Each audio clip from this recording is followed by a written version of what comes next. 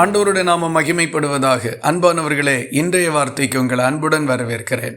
இன்றைய தியானத்துக்காக யாக்கோபு எழுதின நிருபம் 1வது அதிகாரம் 26வது வசனத்தை வாசிக்க கேட்போம். உங்களில் ஒருவன் தன் நாவை அடக்காமல் தன் இருதயத்தை வஞ்சித்து தன்னை தேவ பக்தியுள்ளவன் என்று எண்ணினால் அவனுடைய தேவ பக்தி வீணாயிருக்கும்.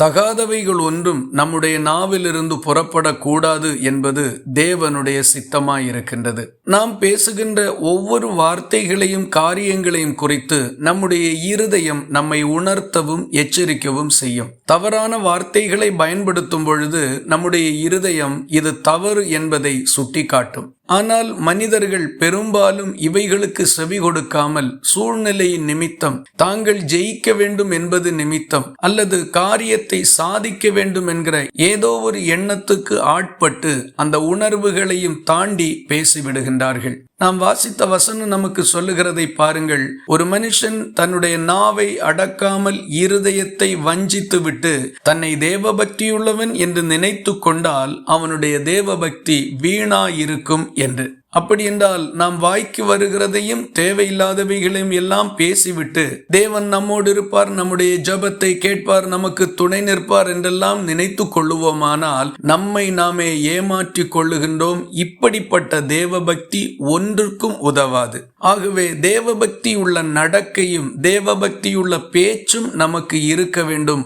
அப்பொழுதுதான் நாம் தேவபக்தி உள்ளவர்கள் என்று தேவன் ஏற்றுக்கொள்வார். நம்முடைய பார்வைக்கு சரியென்று தோன்றுகிறவைகள் எல்லாம் தேவன் சரி என்று ஒத்துக்கொள்ளுவதில்லை. கர்த்தர் எது சரி என்று சொல்லுகின்றாரோ அதை நாம் கடைபிடிக்கும் போது மட்டும்தான் தேவன் அதை ஏற்றுக்கொள்வார். ஆகவே தேவபக்தி என்பது நம்முடைய நினைவுகளில் அல்ல, நம்முடைய செயல்களில் தங்கி இருக்கின்றது. குறிப்பாக நம்முடைய இருதயத்தின் நினைவுகளுக்கும் வாயின் வார்த்தைகளுக்கும் அதில் பெரும் பங்கு இருக்கின்றது. ஆகவே நாவடக்கம் உள்ளவர்களாயிருப்போம், உண்மையான தேவபக்தியை காத்துக்கொள்வோம். இந்த வார்த்தைகள் இந்த நாள் முழுவதும் உங்களுக்கு ஒரு ஆசீர்வாதமாய் இருப்பதாக. ஜெபிக்கலாமா?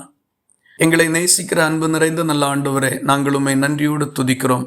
நாங்கள் நாவடக்கம் உள்ளவர்களாய் வீணானதும் தேவையில்லாததுமான வார்த்தைகளை பேசாமல், யாரையும் வருத்தப்படுத்துவதற்கு முன்வராமல் நாவடக்கத்தோடு ஜீவிக்க கிருபை தாரும். தேவபக்தியை காத்துக்கொள்ள உதவி செய்தருளும். ஜெபத்தை கேட்டதற்காக ஸ்தோத்திரம். இயேசு கிறிஸ்து மூலம் வேண்டிக் கொள்கிறோம் எங்கள் அன்புள்ள நல்ல பிதாவே, ஆமேன். கர்த்தர் தாமே உங்களை ஆசீர்வதிப்பாராக.